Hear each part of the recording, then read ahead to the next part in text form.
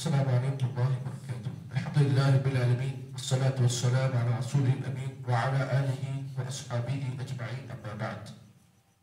أعوذ بالله من الشيطان الرجيم، بسم الله الرحمن الرحيم. ومن لم يستطع منكم طولا أن ينكح المحصنات المؤمنات فمما ملكت أيمانكم فتياتكم المؤمنات والله أعلم بإيمانكم بعضكم من بعض فانكحوهن بإذن أهلهن وآتوهن أجورهن بالمعروف محصنات غير مسافحات ولا متخذات أقدام فإذا أحصن فإن أتينا بفاحشة فعليهن نصف ما على المحصنات من العذاب ذلك لمن خشي العنت منكم وأن تصبروا خير لكم والله غفور رحيم. سورہ نساء کی آیت نمبر 25 کو آپ کے سامنے پڑھا گیا. اللہ رب العالمین نے اس آیت کے اندر بڑی طویل آیت ہے جو تقریباً 6 لائنوں پر مشتمل آیت ہے. اللہ نے اس ایک آیت کے اندر بہت سارے مسائل کو بیان کیا. مسئلہ یہ ہے کہ اگر کوئی آدمی ہے جو غریب ہے، جس کی مالی حالت کمزور ہے اور اس کے پاس اتنا پیسہ نہیں ہے کہ وہ کسی ایسی عورت سے نکاح کرے جو آزاد ہو، اس کے پاس مہر دینے کی طاقت نہیں ہے، تو اللہ تعالیٰ نے اس کی مجبوری کو دیکھتے ہوئے یہ حکم نازل کیا. اللہ نے فرمایا وَمَن لَّمْ يَسْتَطِعْ مِنكُمْ طَوْلًا أَن يَنكِحَ الْمُحْصَنَاتِ الْمُؤْمِنَاتِ، اور تم میں سے جو لوگ آزاد ایمان والی عورتوں سے نکاح نہیں کرنا چاہتے ہیں، مطلب طاقت نہیں ان کے پاس کرنے کی، پیسہ نہیں ہے، مہر اتنا نہیں ہے دینے کا کہ وہ آزاد عورتوں سے نکاح کرے، تو اللہ نے کہا فَمِمَّا مَلَكَتْ أَيْمَانُكُمْ، تو ایسے لوگوں کے لیے جائز ہے کہ وہ اپنی لونڈیوں سے نکاح کر سکتے ہیں. تو آج تو لونڈیوں کا زمانہ نہیں ہے. جب پہلے زمانے میں یہ حکم تھا کہ کوئی آدمی اگر لونڈیوں سے نکاح کرنا چاہے تو کر سکتا ہے، تو اللہ تعالیٰ نے شاید یہی بات بیان کی، لیکن شرط یہ ہے کہ اس آدمی کے پاس جو ہے اتنی حیثیت نہیں ہے، اتنی طاقت نہیں ہے کہ وہ آزاد عورتوں سے نکاح کرے.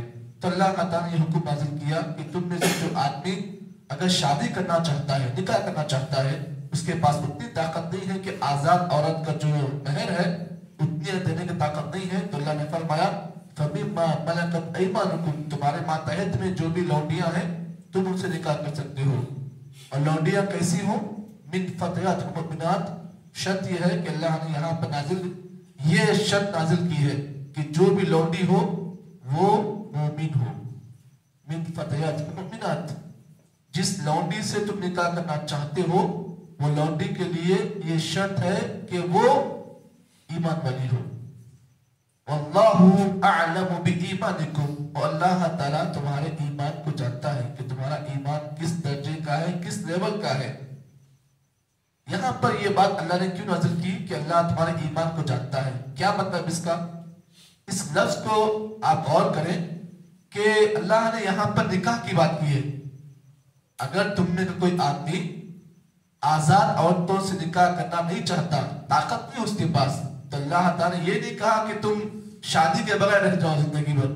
پیسہ نہیں ہے نا، شادی کیسے کر سکتے ہو؟ اب کوئی آدمی یہ نہ کرے بھائی شادی کرنا چاہتا ہوں لیکن پیسہ نہیں میرے پاس، کہ میں شادی کرنا ضروری ہے میرے اوپر. تو اللہ تعالیٰ نے یہ بات بیان کی اگر تمہارے پاس پیسہ بھی نہیں ہے نا تو تم کیا کرو، لونڈیوں سے نکاح کرو نا. اگر اللہ نے جو بات بیان کی وہ ایک شرط بیان کی، اور لونڈی جس سے تم نکاح کر رہے ہو وہ ایمان والی ہو. آگے دیکھو اللہ نے جو بات بیان کی، اللہ نے کہا واللہ اعلم بایمانکم، اور اللہ تمہارے ایمان کو جانتا ہے. یہ بات اللہ نے کیوں نازل کی؟ بات آ رہی نکاح کی. اللہ نے آیت کے آخر میں ٹکڑا کیوں بیان کیا کہ اللہ تمہارے ایمان کو جانتا ہے؟ مطلب یہ ہے یہاں پر اللہ تعالیٰ یہ بات بتانا چاہتا ہے اگر تم بغیر شادی کے زندگی گزارنا چاہتے ہو تو اللہ کو معلوم ہے کہ تم کتنے ایمان والے ہو. مطلب یہ ہے کہ جو آدمی، جیسے اللہ کے نبی صلی اللہ علیہ وسلم نے فرمایا اذا نکح العبد، جب کوئی بندہ نکاح کرتا ہے فقد استکمل نصف الدین، تو اس کا آدھا دین مکمل ہوتا ہے. نبی نے کیا فرمایا؟ اذا نکح العبد فقد استکمل نصف الدین، جب کوئی بندہ نکاح کرتا ہے تو اس کا آدھا دین مکمل ہوتا ہے. اب آدھا دین جب مکمل ہو گیا تو آپ نے یہ بات بیان کی کہ اس آدمی کو چاہیے بقیہ آدھا دین کی حفاظت کرے. مطلب یہ ہے کہ کہ اگر کوئی آدمی، اگر آپ اس بات کو محسوس کرو کہ ایمان 100 درجے کا ہے، ایمان کا 100 درجہ ہے، کوئی آدمی شادی کرتا ہے تو آدھا درجہ ایمان کو اس نے مکمل کر لیا، 50 درجے ایمان اس کے پاس آ گیا، اب کتنا باقی ہے؟ 50%. فَلْيَتَّقِ اللَّهَ فِي نِصْفِ الْبَاقِي. نبی نے فرمایا آدھا جو 50% ہے اس میں زندگی تم اللہ سے ڈرتے ہوئے گزارو. یعنی مطلب یہ ہے کہ تمہاری زندگی، اگر تم نکاح کر رہے ہو تو تمہاری 50% زندگی تمہاری جو ہے مکمل ہو گئی، یعنی تم مکمل 50 درجے والے ایمان والے بن گئے. اب باقی جو 50% ہے اس میں کیا کرو؟ وَلْيَتَّقِ اللَّهَ نِصْفِ الْبَاقِي. 50% جو زندگی تمہارا جو ایمان ہے اس کو اللہ سے ڈرتے ہوئے گزارو. تو اللہ نے یہی بات بیان کی، وَاللَّهُ أَعْلَمْ بِإِيمَانِكُمْ. لوگوں، اللہ تمہارے ایمان کو جانتا ہے. اب یہاں پر کوئی آدمی یہ نہیں کہہ سکتا کہ میں بغیر نکاح کی زندگی گزار سکتا ہوں. کوئی آدمی یہ نہیں کہہ سکتا ہے، کیونکہ آدمی ہے، اس کے پیچھے شیطان ہے، کبھی کبھار اسے ایسے کام پر مجبور کر دیتا ہے کہ آدمی نہیں چاہتے وہ کام کر لیتا ہے.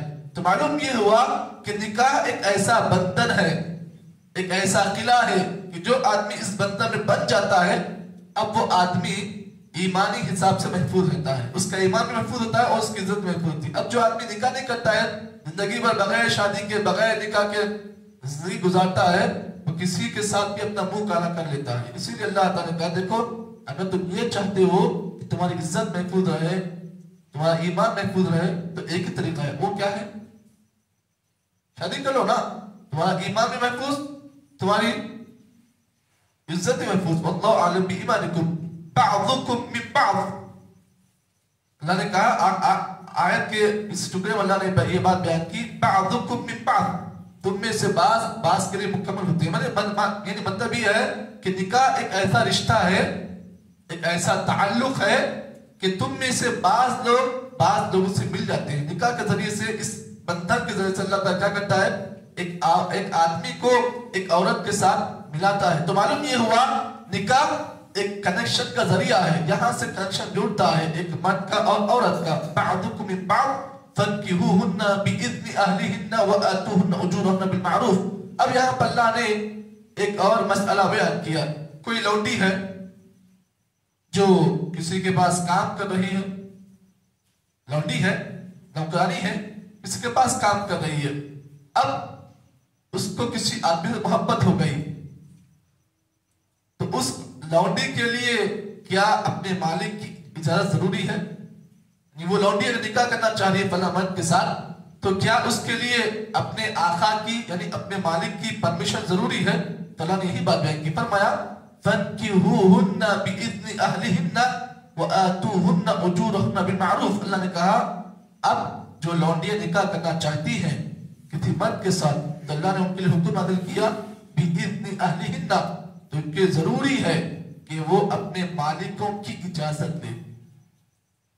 کوئی لونڈی ہے کسی مالک کے پاس کام کر رہی ہے، کسی مرد کا اسے پیغام آ گیا یا پھر اس کا جو ہے کسی سے پیغام چل رہا تھا، بات چیت چل رہی تھی، اب آپس میں نکاح کی بات آ گئی تو اللہ نے بیان کیا کہ اس لونڈی کے لیے ضروری ہے کہ وہ اپنے مالک کی پرمیشن لے. فَانْكِحُوهُنَّ بِإِذْنِ أَهْلِهِنَّ وَآتُوهُنَّ أُجُورَهُنَّ بِالْمَعْرُوفِ. اللہ تعالیٰ یہ بات بیان کی دیکھو اے مردو تمہارے لیے ایک اور حکم اللہ نازل کیا. اگر تم لونڈیوں سے نکاح کر رہے ہو تو یہ مت سمجھو کہ لونڈی فری میں مل گئی، فری میں شادی کر لیں گے، نہیں. اللہ نے کہا وَآتُوهُنَّ أُجُورَهُنَّ بِالْمَعْرُوفِ.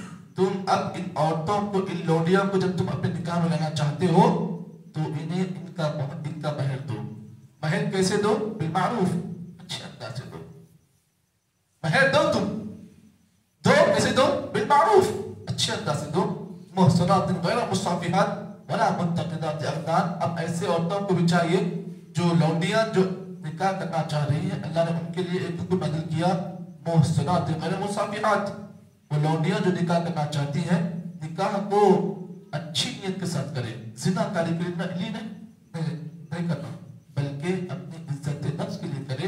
فَإِذَا أُحْسِنَّ فَإِنْ أَتَيْنَ بِفَاحِشَةٍ فَعَلَيْهِنَّ نِصْفُ مَا الْمُحْصَنَاتِ. اب مثال کے طور پر کسی لونڈی سے اپنے نکاح کر لیا، شادی ہو گئی، لیکن اس لونڈی نے شادی کے بعد بھی زنا کر لی. یعنی آپ کے نکاح میں رہتے ہوئے اس نے کسی دوسرے مرد کے ساتھ اپنی عزت کو خراب کر لیا تو اللہ نے فرمایا فَعَلَيْهِنَّ نِصْفُ مَعَ الْمُحْصَنَاتِ مِنَ الْعَذَابِ، تو ایسی لونڈی کو آدھی سزا دی جائے گی، پنشمنٹ آدھی دی جائے گی، کیونکہ لونڈی ہے وہ.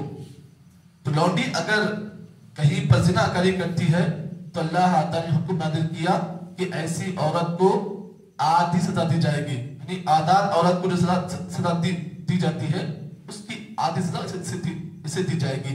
ذَلِكَ لِمَنْ خَشِیَ مِنْکُمْ وَأَن تَصْبِرُوا خَیْرٌ لَکُمْ وَاللَّهُ غَفُورٌ رَحِیمٌ. آگے اللہ نے اس آیت کے آخر میں یہ بات بیان کی اگر تم صبر کرو تمہارے لیے بہتر ہے. مطلب یہ ہے کہ اگر تمہارے پاس صبر ہے تو صبر کرو تمہارے لیے بہتر ہے.